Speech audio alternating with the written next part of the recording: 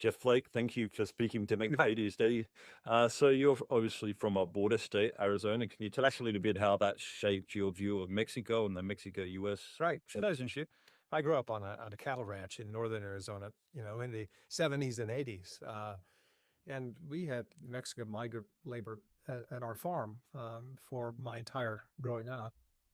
So that's kind of the lens that I saw. And at that time, it wasn't illegal to hire migrants. It was illegal for them to be there. And the Border Patrol didn't really patrol the border at all, but they would sometimes do raids, farms or businesses far from the border, and then take back immigrants. And then they'd come back for the next season. And I mentioned we had one worker that I think 19 times he was picked up by the Border Patrol and just made his way back. Sometimes they'd even flag down the Border Patrol when they needed to ride home for a celebration or a birthday party.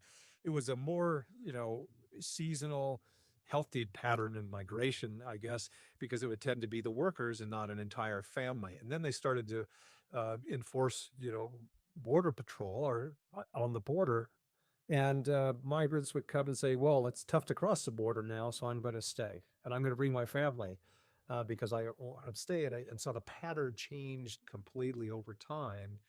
But still, even in the latter stages, you didn't have the security concerns that are paramount today uh, about, a border that's porous and perhaps terrorists, from parts of the world that experiencing that kind of thing coming across. And that's not just a fear, that is a genuine concern at this time. It's often blown out of proportion and politicized, but it's a very real concern. You spoke a little bit before about what you think will happen in the Mexico-U.S. relationship in the short term. For our readers, could you elaborate a little bit on that? I do think the Trump administration, by reversing a lot of the executive orders the Biden administration did, has brought the border itself largely under control, as it was trending during the latter months of the Biden administration, because he reversed his own policies. I would argue that in the early days of the Biden administration, when he reversed some of the Trump policies, that was just a bright neon sign, for the world, for smugglers all over the world to push people toward the border. And that led to an untenable situation politically, certainly in the United States.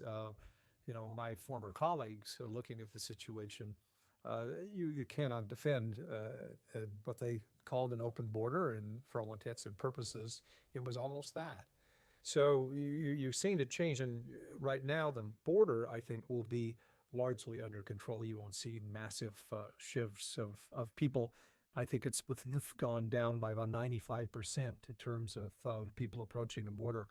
But you're still going to have issues, obviously, with migration. We still haven't solved the issue of what to do with the population in the United States that is undocumented.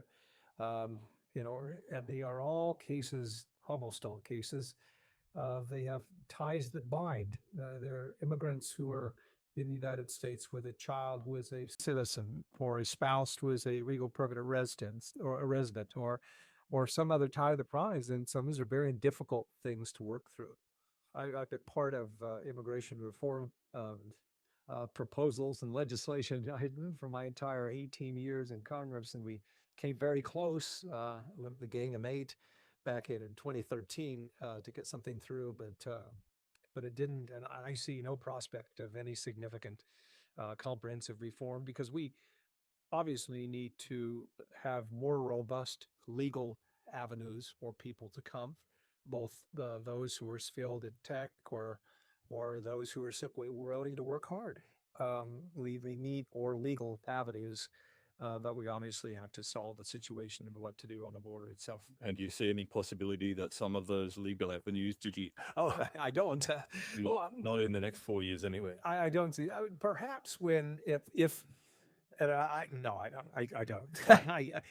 You're having a pretty significant debate within the Republican Party, controlling the White House, both chambers of Congress. Pretty significant debate within the party itself, let alone Democrats or other members of Congress, on do we need more legal avenues? Do we need more H-1B workers? Some are arguing yes, some are arguing no. So no, I don't see that resulting in legislation. Now, the president by executive order or the Congress can, bolster numbers on certain programs, and maybe you're going to see that. But in terms of substantial, enduring reform, I don't see it. I read a 2017 op-ed that you wrote for the New York Times, where I think it was during Trump's first term as president, and you wrote, referring to one of the workers who worked on your ranch, you wrote that America would be a lesser country without Manuel Jailes, and so many like him. Are you concerned now about the possibility of the United States losing a lot of its Mexican workers if the deportation goes ahead? I definitely have. I mentioned that piece I wrote to Manuel Chidas, who worked nearly 25 years on our ranch, and he started out undocumented, ultimately got a green card, and then became a citizen and raised a family of six in Snowflake, Arizona, where I grew up. And all of his family, productive members of society that have contributed to our community and to the state and the country. And I felt then, and I still feel, we would be a poorer country than the U.S. without people who are willing to come and just work hard. I mentioned Manuel, he didn't have the high school degree, let alone the college degree, but he was willing to work hard.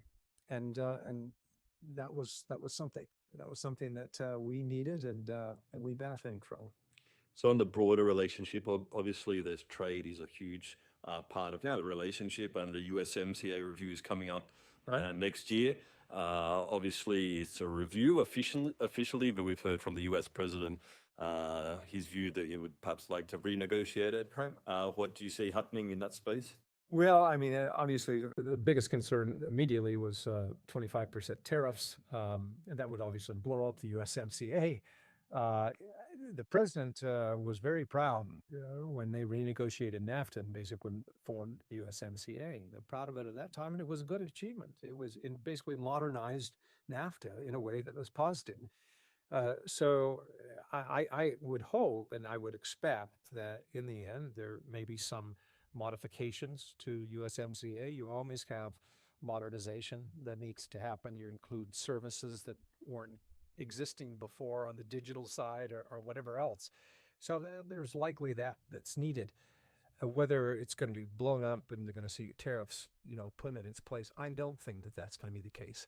I think for the Trump administration, for people who supported the movement, biggest concern, paramount concern, is inflation, cost of goods, buy power that a family has, and a few imposed tariffs, significant tariffs, particularly on Mexico or Canada, that will worsen the situation in terms of inflation costs, not make it better. And of the two competing issues, I think the president will say, hey, we were able to get some agreements on fentanyl or migration issues, and let's leave the agreement as it is, or simply modify it rather than roll it out. So I'm feeling better than most people are about where we're going to go with Mexico and Canada. I think you said earlier that you believe that the agreement that was reached earlier this week, obviously to pause the tariffs for 1 month, there wasn't a great deal of detail. You think that it would be fleshed out more? Yeah, I think certainly we'll talk about it this afternoon. But on the China thing, there's some concern that China might invest in Mexico as a way to go through the back door and to enter the market. My guess is you're going to have some language or some understanding on what Mexico does with that type of potential investment. I think you're going to see some other things fleshed out, maybe on fentanyl, some other agreements. I would hope that we would have, and it's been discussed at this conference, some better cooperation at ports, not just ports of entry at the border, but seaports that would lead to increased commerce and better security. I hope that we can have some of that. So we're looking forward to your session this afternoon about the China, Mexico, US trail, I think the title is. So obviously transshipment of goods is one issue. What are some of the other key issues in that kind of dynamic? Well, obviously, transshipment of goods is a big one. There's great concern in the U.S. About China, not just their increasing a big economic presence, but their ability to eavesdrop or to control the digital sphere. And to the extent that a big investment, for example, would include electric vehicles that would allow China to have a better idea of what their use is and who's using them and find that information. So security concerns that way are very concerned. Thank you very much for your time. You bet. Thank you.